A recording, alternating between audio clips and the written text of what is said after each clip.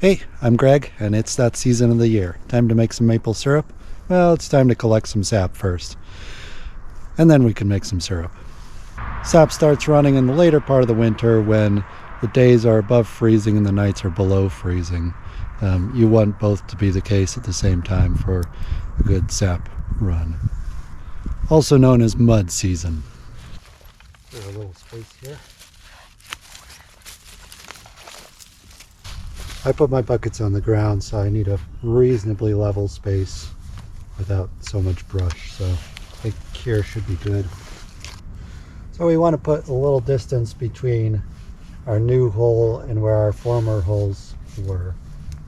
We'd like the holes to be on the south side of the tree, which is roughly over here. This is where I had drilled before, and here looks like here also. So you know, that's going to affect where I put the hole. It may not be quite on the south. Maybe I'll go over here on the west.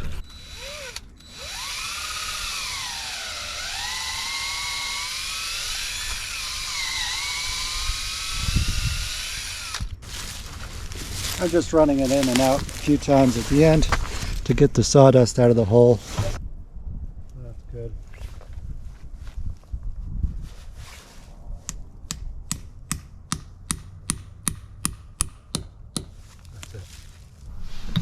Yeah, we're seeing the sap starting to build up in the crook of the tube, so that's good.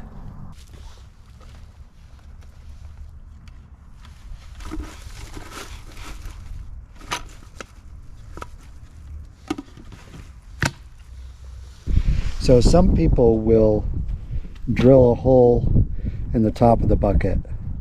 I don't do that because, you know, if it rains or if you get like dust or bark or whatever, you know, that's going to drain right into the bucket, and that's not desirable. So I just drill a hole below the rim, low enough so that it doesn't interfere with the lid, but as high as it can go otherwise.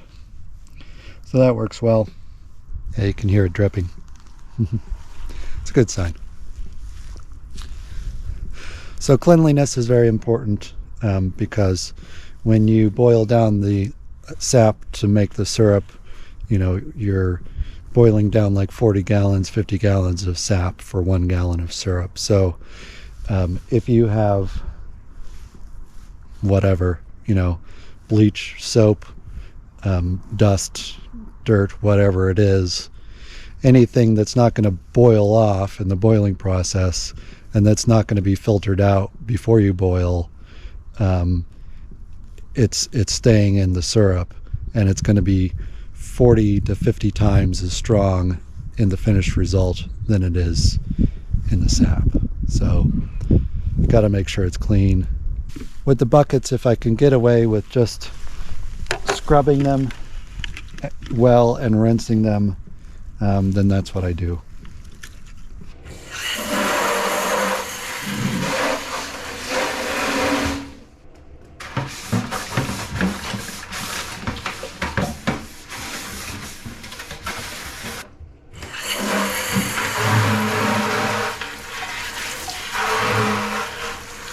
If I'm putting one tap into a tree, which is what you do with smaller trees, I'll use the 2-gallon buckets for collection, and then the 5-gallon buckets I use for storage and also for larger trees where I'm doing multiple taps.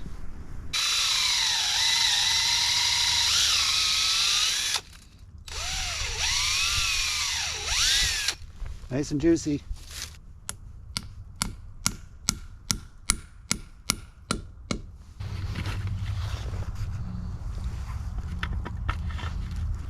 Sometimes these tubes can flip out of the buckets, which is annoying. Also, what I want to do is I'll come around after with some rocks and put some rocks on top of the buckets, because, you know, it's all well and good when the bucket's half full, but when it's almost empty, the buckets can blow around everywhere, and it's yeah, that's no fun. So there are several different systems on the market. So these are called taps or spiles. So you can buy this sort of system, that's a little loose,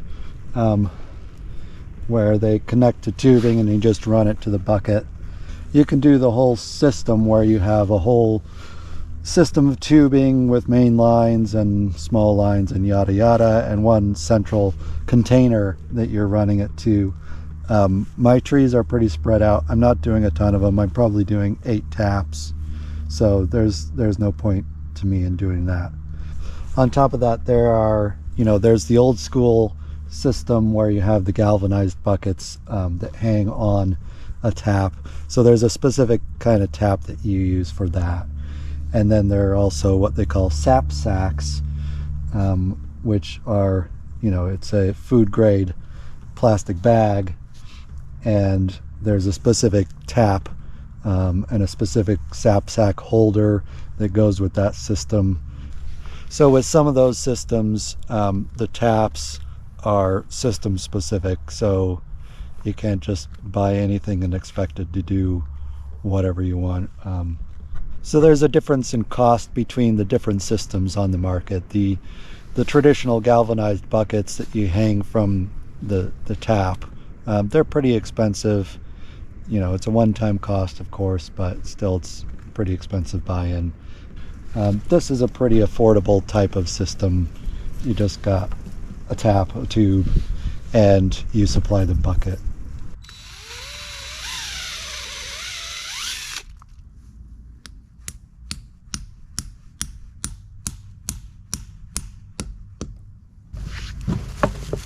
See, this is my rock from the last time I did this.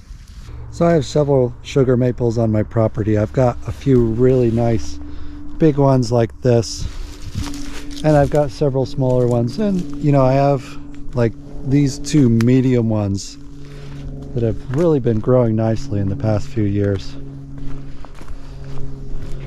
This is another very nice big one here, and there's a really beautiful one down there.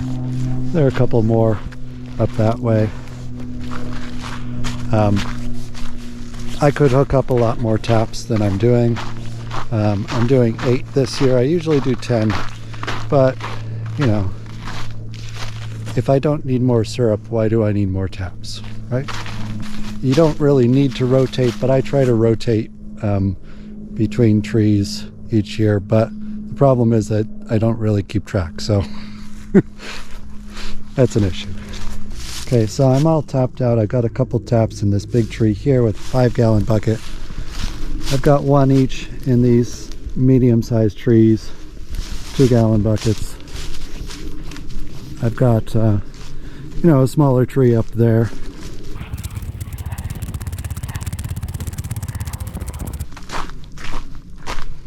So I got 1 here. This one is kind of the lower limit size. You want it to be at least 12 inches, maybe 10 inches in diameter. And this guy, this is a pretty nice tree. Kind of on the edge of the swamp. So it kind of seems like these swamp edge trees produce a lot of sap, but I'm not sure it's the most concentrated sugar-wise. And then this guy. Time for the rocks.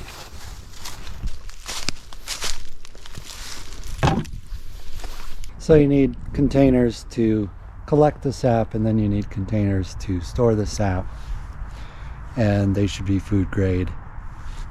So I have these 2-gallon buckets. I get these at Lowe's. They're the only place around me that sells that size. And then I have a bunch of food grade 5-gallon buckets.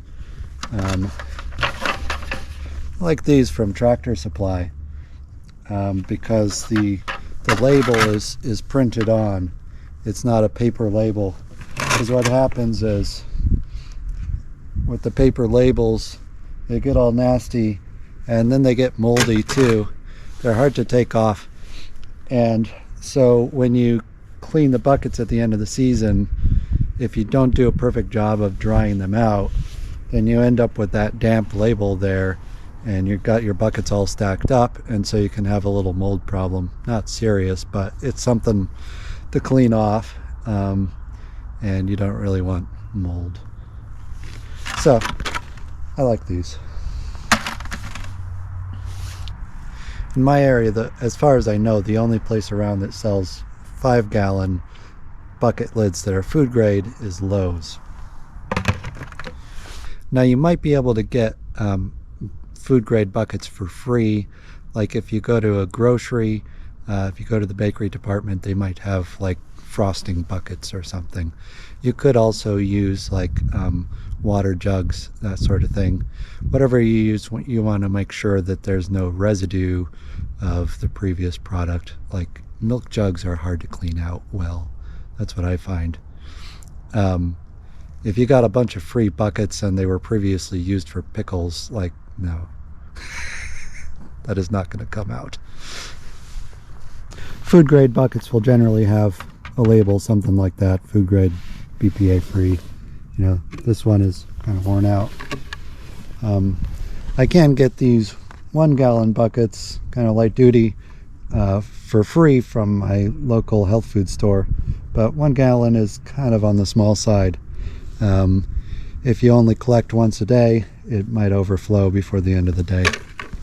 I will say too that I use these buckets just for sap collection or sap storage. There are times when I'll keep water in them, but that's about it. One of the challenges of small-time maple syrup production is, for someone like me, I'm boiling the sap once a week, sometimes twice a week, and so keeping it fresh is a major issue. It doesn't just keep fresh on its own, it will spoil, and especially if the temperatures are higher. So one approach is to just collect sap during the first part of the season when the temperatures are colder, and then pull your taps once you've got enough syrup. It's nice if you have some snow on the ground that you can bank up around your buckets. That helps the cause. I don't really have much right now. I can use sawdust as well.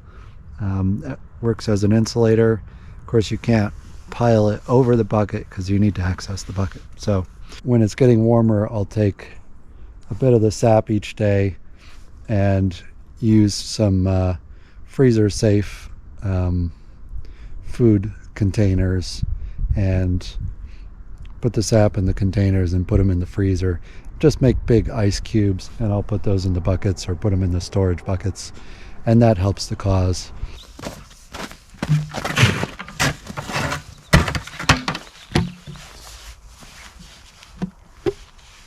That's pretty good. You're close to 1.5 gallons. I haven't collected in a while. It's been rather cold. Oops. Now it's full of sawdust.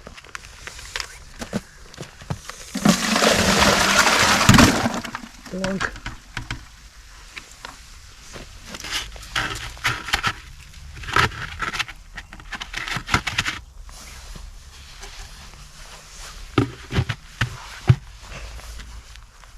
Well, we'll filter out the sawdust. So the season is done, so time to pull the taps. Usually not very difficult. And I don't have to do anything with this. The tree will heal itself. Putting a plug in there or something like that is just going to get in the way of the process, really.